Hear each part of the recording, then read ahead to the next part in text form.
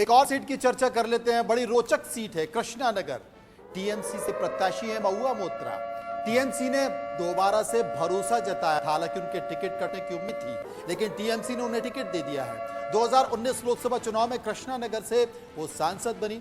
TMC की काफी चर्चित नेताओं में रही है।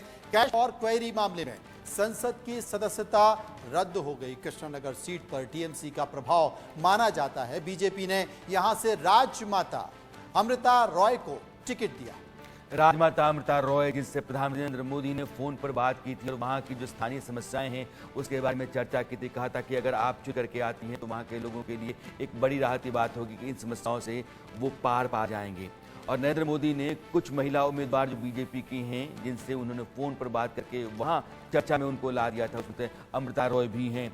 लेकिन जो फायर ब्रांड नेता हैं पश्चिम बंगाल की, उनकी एक कॉन्स्टिट्यूंसी है, और इसको आप कैसे देखते हैं अरविंद जी? लेकिन ये बात है, मेरा ये कहना है कि महुआ मोइत्रा जितना कंट्रोवर्सी में आ गई हैं, क्या जैसे अरविंद केजरीवाल जेल में रह के सत्ता चलाना चाहते हैं, महुआ मोइत्रा जब जेल में होंगी सांसद बन करके, ये भी मतदाताओं को बार बार ये उभारा जाएगा, जिस स्थिति में उनका केस बुरी तरह से बिगड़ चुका है, पूरा एक्सपोज हो गया। करप्शन और अत्याचार दो इशू होने से टीएमसी को वहाँ नुकसान होता है, और उसी का फ़ायदा यदि अमृता राव उनको मिल सके तो वो एक बड़ा रीज़न होगा। अरविंद जी, देखिए, भद्रलोक में घुसने की कोशिश बीजेपी ने बहुत सीरियसली की है, और ये एक ऐसी सीट है जहां सबसे गंभीर कोशिश हुई है। तो इसलिए ये देखना दिलचस्प होगा, और ये इलाका वही है जहां पुराना बंगाली समाज है। ये ईस्ट बंगाल वाले लोग कम हैं, या बाकी जो बाद में माइग्रेशन हुआ है वो कम है। तो ये देखना दिलचस्प होगा।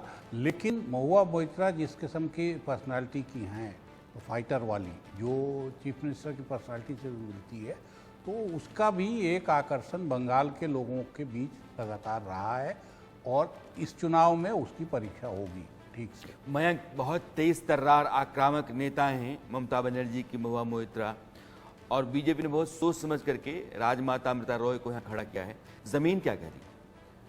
देखिए, ज़मीनी हकीकत तो ये हम लोगों को वहाँ पे देखने को मिला कि महुआ मोइत्रा उतनी ज़्यादा फेमस नहीं है जितनी ऑन स्क्रीन हम लोगों को दिखती हैं, और कैडेट जो हैं, जो कार्यकर्ता हैं, वो भी महुआ मोइत्रा से बहुत ज़्यादा कोई खुश नहीं है।